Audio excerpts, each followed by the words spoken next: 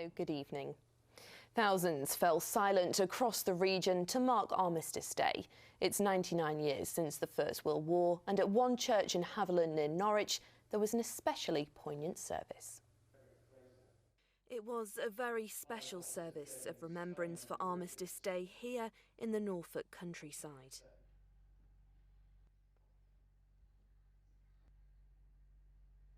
Among those paying tribute at Haveringland Parish Church were relatives of those who died in service, having flown out of RAF Swannington.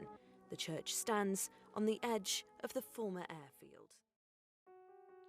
I first saw St Peter's Church quite a few years ago when I was out walking with my father. We both saw the church sitting on its own, surrounded by fields, and instantly wondered what it was like inside. The following weekend, we went to a service there, and that began our association with the church. St Peter's Church has been at the centre of Haveringland for many years. It is the only public building in the area, but unfortunately for most of the time it isn't open to the public. So our ambition is to try and create a community hub here, alongside its role as a religious centre, providing for important religious services in the year, what we call a festival church. We've been talking with local people about our plans and ideas over the last couple of years, and I think it's fair to say that there's been growing support for these. And local people have also chipped in their own thoughts and ideas about the sorts of things they'd like to see put on here at the church. We're especially conscious of the growing elderly population locally and the risk of social isolation, so providing a place for people to informally socialise and meet up is a very important objective for us.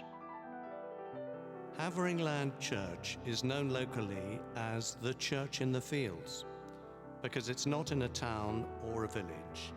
It stands alone under Norfolk skies, an oasis of silence surrounded by rescued horses grazing in fields. I like to sit in the churchyard and watch the sunset. It's a great place to find silence. We plan to have the church open every day to provide a sanctuary in all weathers from the busyness of modern life.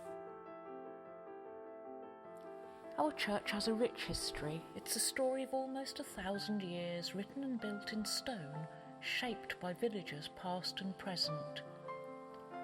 Wandering through the churchyard, it's easy to appreciate the peaceful rural setting. Going inside our church, you step back into early Victorian times. The craftsmanship is impressive. The finely carved oak, red velvet cloths embroidered with gold thread, a magical myriad of colours projected through the stained glass, all add to the atmosphere. During my association with the church, I can remember services on a weekly basis, which changed to fortnightly, then once a month, and then only 6 throughout the warm summer months. Sadly, the congregation depleted, and it seemed as though the church would be facing an uncertain fate. I'm now so pleased that we are facing a new future, because St Peter's is such an integral part of the landscape and all those who have gone before.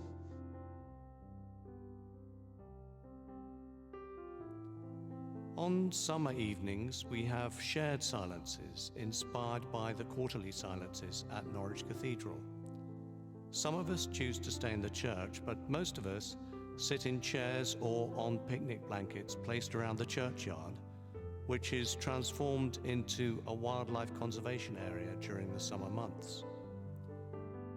We are experimenting with different forms and frames for silence at Haveringland Church, starting with a sung compline by candlelight, which includes 20 minutes of silence.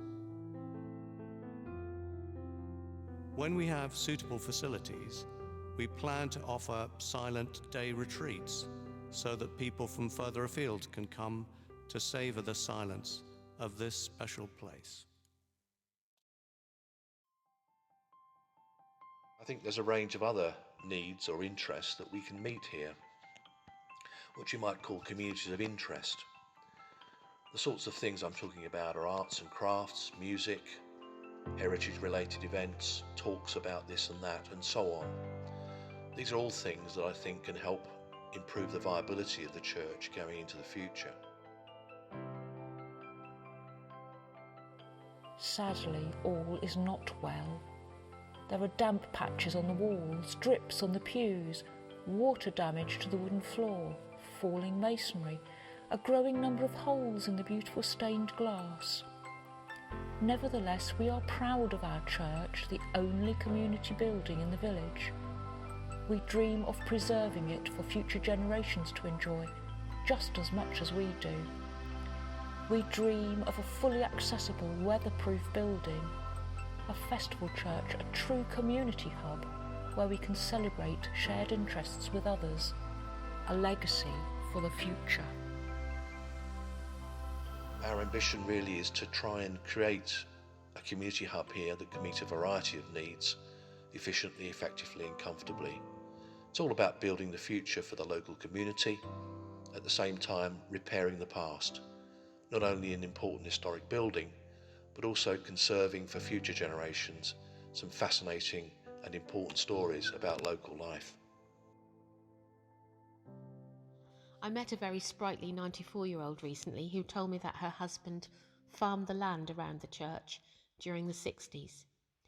She told me how pleased she was to come to our remembrance service and then visit her husband's grave in the churchyard. She said it was difficult for her to get there now, but how lovely it was to see the care being taken of the church and its surrounds,